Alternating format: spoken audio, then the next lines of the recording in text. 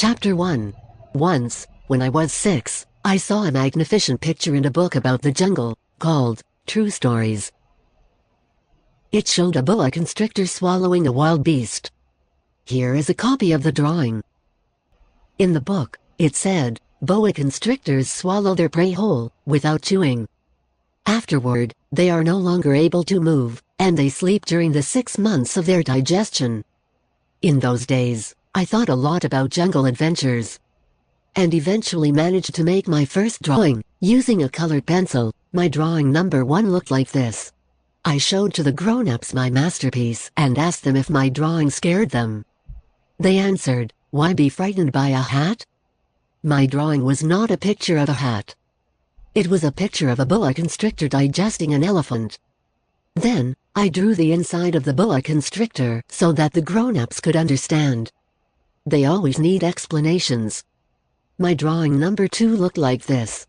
The grown-ups advised me to put away my drawings of boa constrictors outside and inside and apply myself instead to geography, history, arithmetic, and grammar. That is why I abandoned, at the age of 6, a magnificent career as an artist. I had been discouraged by the failure of my drawing number 1, and my drawing number 2. Grown-ups never understand anything by themselves, and it is exhausting for children to have to provide explanations over and over again. So, then, I chose another profession and learned to pilot airplanes. I have flown almost everywhere in the world. As a matter of fact, geography has been a big help to me. I could tell China from Arizona at first glance, which is very useful if you get lost during the night.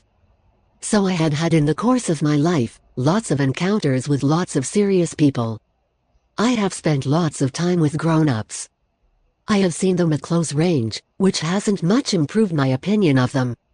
Whenever I encountered a grown-up who seemed to me at all enlightened, I would experiment on him with my drawing number 1, which I have always kept. I wanted to see if he really understood anything, but he would always answer, "That's a hat." Then I wouldn't talk about boa constrictors or jungles or stars. I would put myself on his level and talk about bridge and golf and politics and neckties. And my grown-up was glad to know such a reasonable person,